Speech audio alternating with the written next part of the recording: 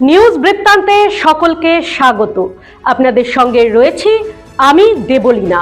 দিনের গুরুত্বপূর্ণ খবর নিয়ে শুরু করছি আজকের সারাদিনের নিউজ বৃত্তান্ত।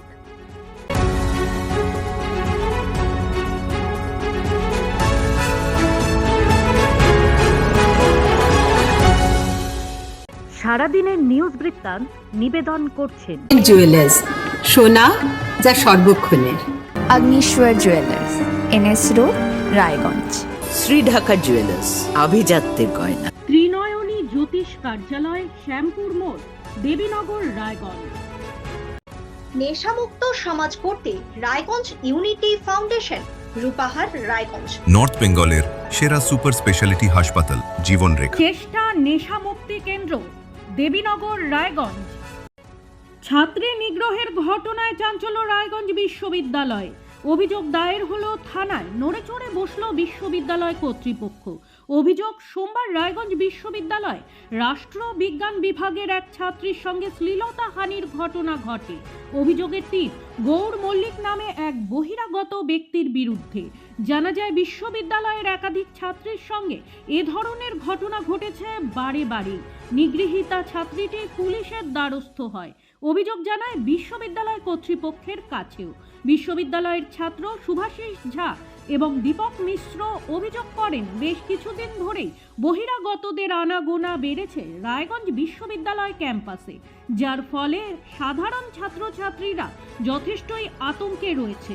আগামী দিনে বিশ্ববিদ্যালয় কর্তৃপক্ষ উপযুক্ত ব্যবস্থা না নিলে বৃহত্তর আন্দোলনে নামবে তারা।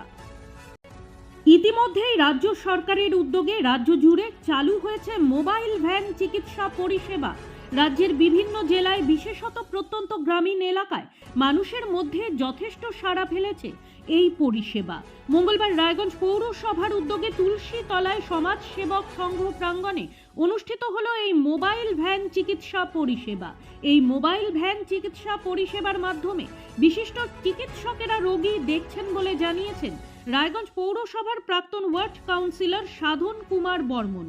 বুধবার প্রথমবারের জন্য রায়গঞ্জ পৌরসভায় এই পরিষেবা চালু হলেও অন্যান্য ওয়ার্ডগুলিতেও সাধারণ মানুষ এই সুবিধা পাবেন বলে জানান তিনি।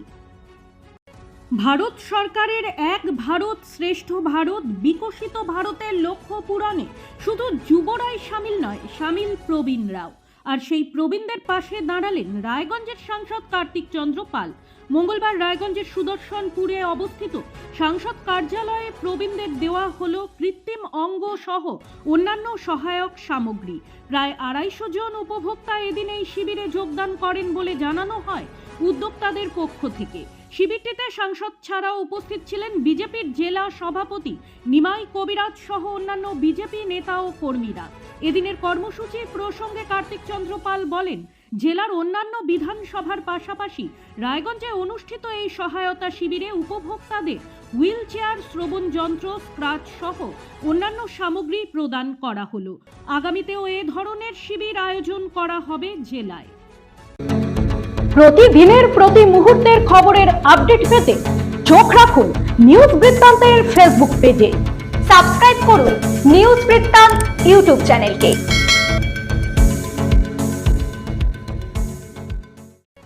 কমিশনের নির্দেশ মেনে নির্দিষ্ট সময়ের অনেক আগেই ইনিউমারেশন ফর্ম ডিজিটাইজেশন করায় সম্বর্ধনা জানানো হলো 6 জন বিএলওকে। মঙ্গলবার সন্ধ্যায় হেমতাবাদ বিডিও অফিসে এই সম্বর্ধনা অনুষ্ঠান হয়, যেখানে এক মহিলা সহ 6 জন বিএলওকে গাছের চারা ও শংসাপত্র দিয়ে সম্মান জানানো হয়।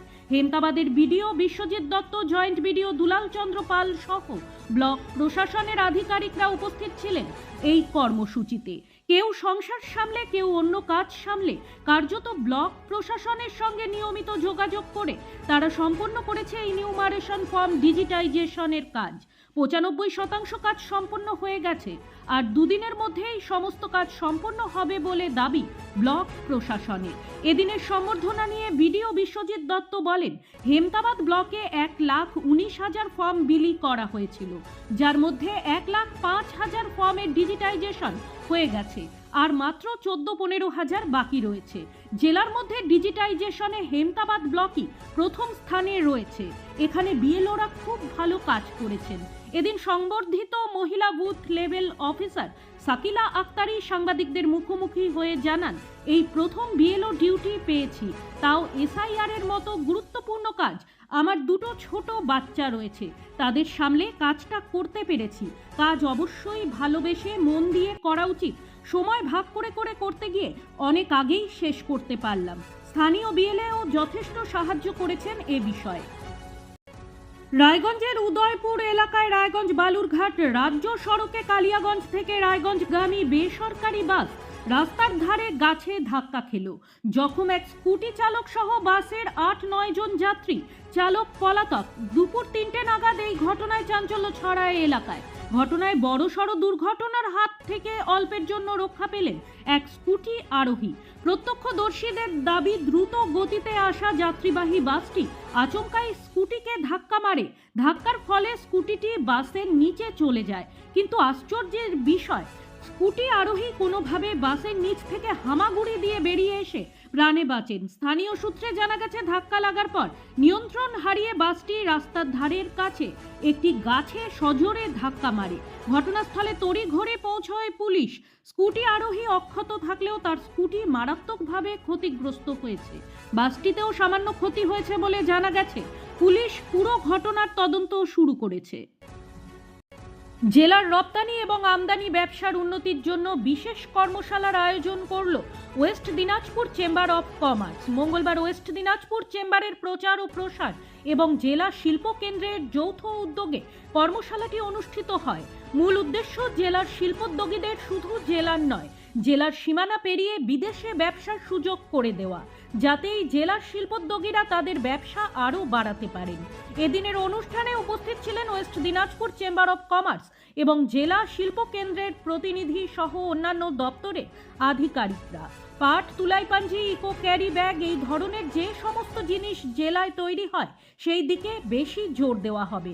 উত্তর দিনাজপুর জেলার নানান সামগ্রী রপ্তানির ক্ষেত্রে আরও কিভাবে অগ্রসর হওয়া যায় সে বিষয়ে ব্যবসায়ীদের সুস্পষ্ট ধারণা দেওয়া হয়। ওয়েস্ট দিনাজপুর চেম্বার অফ কমার্সের সাধারণ সম্পাদক শঙ্কর কুণ্ডু বলেন, রপ্তানি পণ্যের ক্ষেত্রে কোয়ালিটি মেনটেন করা খুব গুরুত্বপূর্ণ। উত্তর দিনাজপুর জেলা থেকে ধান, মেজ ইত্যাদি কৃষিজাত পণ্যের পাশাপাশি কার্পেট, বাঁশের তৈরি হস্তশিল্প ইত্যাদিকেও রপ্তানি করার বিষয়ে অগ্রসর হতে হবে। জেলা শিল্পকেন্দ্র উত্তর দিনাজপুরের ভারপ্রাপ্ত জেনারেল ম্যানেজার সুরজিৎ দাস বলেন, রপ্তানির ক্ষেত্রে অগ্রগতির জন্য দুর্গাপুর, হাওড়া, বহরমপুর ও শিলিগুড়ি এই 4টে জায়গাকে হাব হিসেবে বাছাই করা হয়েছে। এই শিলিগুড়ি হাবের মধ্যে কোচবিহার, জলপাইগুড়ি, দার্জিলিং, আলিপুরদুয়ার, কালিম্পং, উত্তর দিনাজপুর ও শিলিগুড়ি জেলা রয়েছে। উত্তর দিনাজপুর জেলার বিভিন্ন ব্যবসায়ীদের পণ্য রপ্তানির ক্ষেত্রে সঠিক চ্যানেল ও সঠিক বাজার সম্পর্কে ধারণা দিতেই এই আলোচনা সভার আয়োজন বলে জানান তিনি। সারাদিনের নিউজ বৃত্তান্ত আজ এই পর্যন্তই। দেখতে থাকুন, সঙ্গে থাকুন, চোখ রাখুন নিউজ বৃত্তান্তে। নিউজ বৃত্তান্ত, হলুদ নয়, স্বচ্ছ।